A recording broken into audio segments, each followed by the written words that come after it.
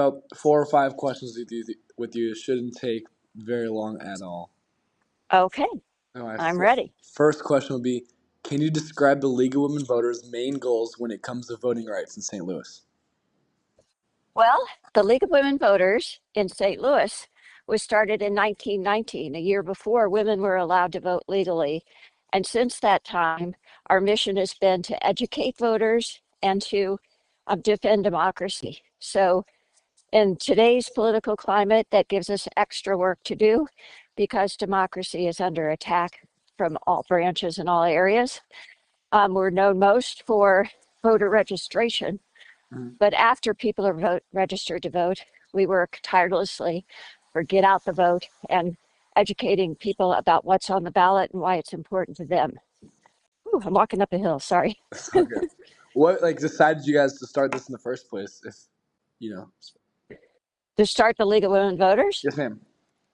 Well, it was started actually by some suffragettes all over the country. There were several, they had different names, but in St. Louis, one of the pioneers was Edna Gellhorn, and among others, and she was part of the organization that eventually became the League of Women Voters nationally. Her daughter, actually, a little fun fact, was Martha Gellhorn, who was Ernest Hemingway's wife and was a war correspondent in World War II.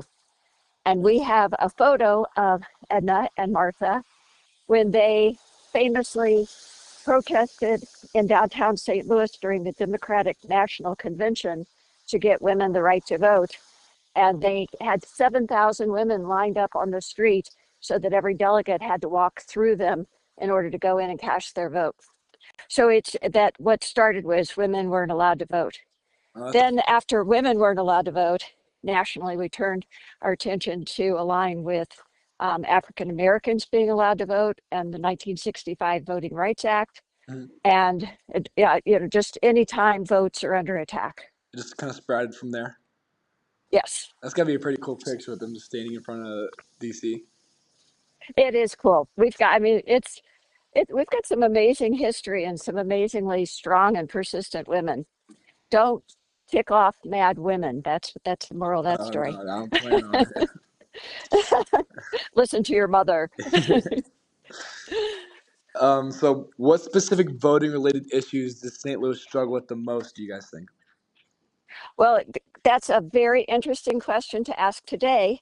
Yesterday, I was in Jefferson City with a bunch of other league members where two of our lawsuits against the state of Missouri were heard before the Missouri Supreme Court. This call will be recorded. Oh. And one of those is both lawsuits have been going on for about 3 years. One was opposing the photo ID law, Mhm.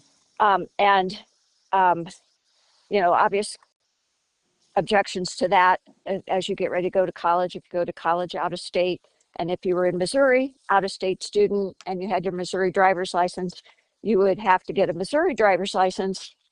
I mean, if you were from Texas, Yeah. you'd have to get a Missouri driver's license or a passport in order to vote. People who are poor, elderly, or disabled can't get photo IDs.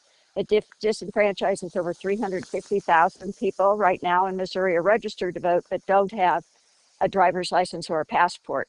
So that case went all the way to the Supreme Court. And the little tricky fun fact on that is to sweeten that, it was actually passed on a vote by a constitutional vote. People actually voted that law in. But to sweeten that vote, that's where the 2-week no excuse absentee voting came in. Mhm. So winning one might lose the other of that. But the other case hits home with the League of Women Voters because it limits the ability of volunteers to help register people to vote.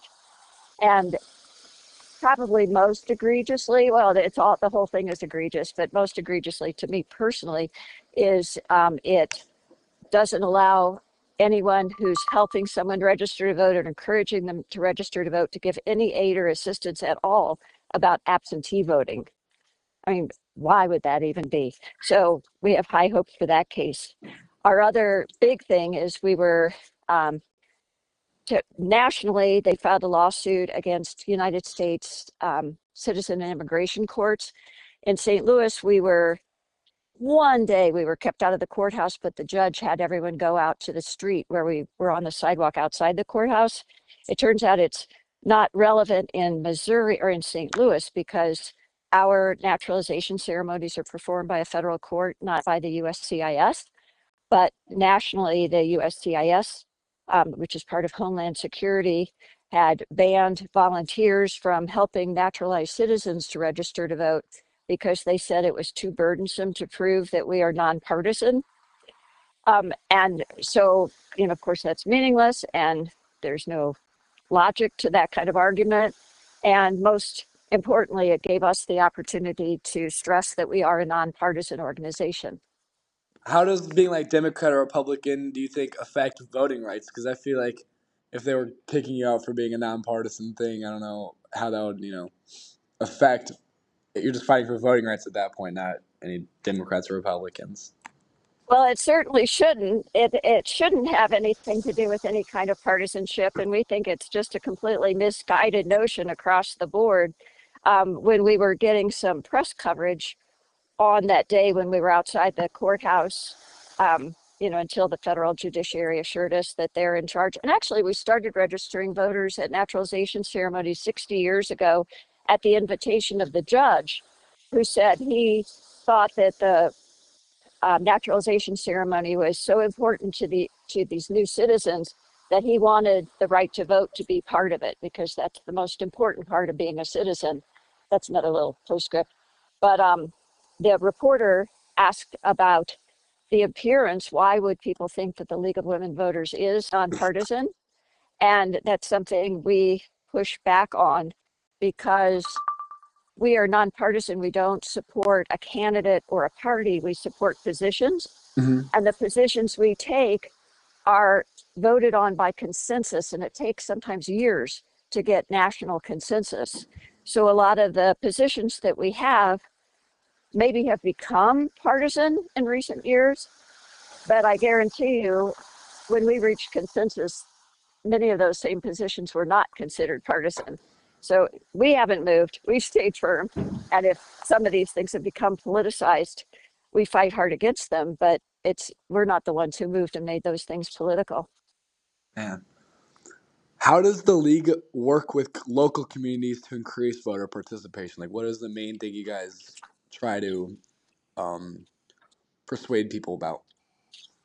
The main thing we try to do is just make sure everybody understands and is registered to vote. And so for that end, we do, as I said, the naturalization ceremonies. We do them every single Friday, about 50 people every single Friday at the federal courthouse or wherever the ceremony might be. We go to, I think we've been to CBC. Did you see us at CBC? When were you guys up here? We usually go in the fall and spring and to virtually every high school in the St. Louis region. We go I might have to, seen you guys. I don't know. yeah, well, if you haven't, hook me up with whoever we need to talk to. We'll make sure we get there. I can But do that. yeah, that'd be great. So we do voter registrations in high schools, fall and spring, community colleges, and then we go to probably about 100 fairs, festivals, and events and register voters. Mhm. We register voters outside pardon and parole offices because once you've been incarcerated, you lose your right to vote, but you can re-register as soon as you've completed your probation and parole. We're advocating to change that law so that you can re-register to vote as soon as you've completed your sentence.